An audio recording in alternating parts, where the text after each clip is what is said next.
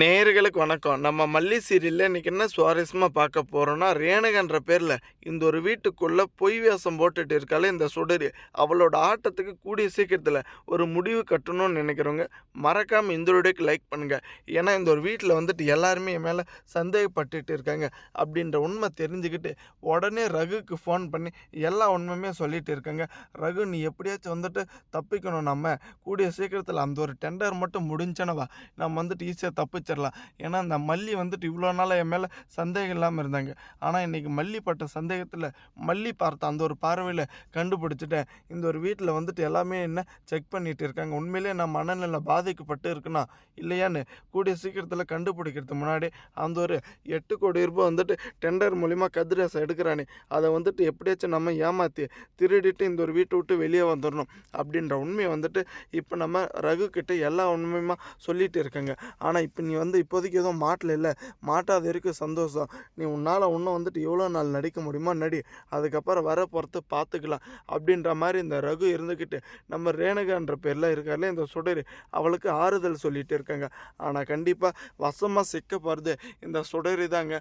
ஏன்னா ஒரு கட்டத்தில் இந்த கதிரேசனோட சுயரூபம் என்ன அப்படின்ற உண்மை தெரிஞ்சுக்காம நம்மளை வந்துட்டு இவ்வளோ நல்லா பார்த்துக்கிறாங்களே பாசமாக, கண்டிப்பாக வந்துட்டு இவங்க நம்மளை ஒன்றும் பண்ண முடியாது, தெரிஞ்சால் கூட உண்மை அப்படின்ற மாதிரி மட்டும் ஒரு முட்டாள்தனமான காரியத்தில் இறங்கிட்டா கண்டிப்பாக இந்த சுடரோட ஆட்டமே வந்துட்டு க்ளோஸ் ஆகிடுங்க.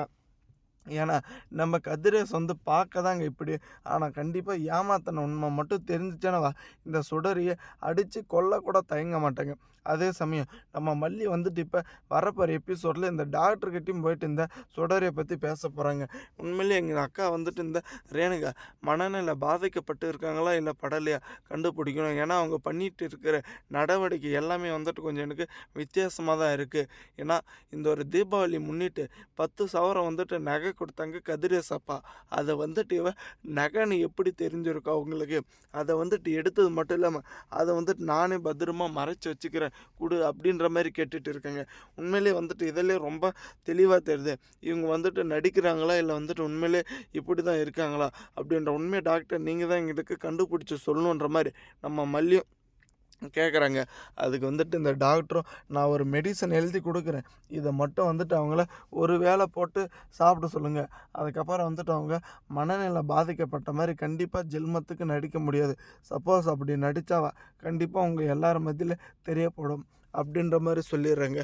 ஆனால் இப்போ வரைக்குமே அந்த ஒரு வீட்டில் வந்துட்டு நம்ம விஜய் தாங்க வசமாக ஏமாந்துட்டு இருக்குது.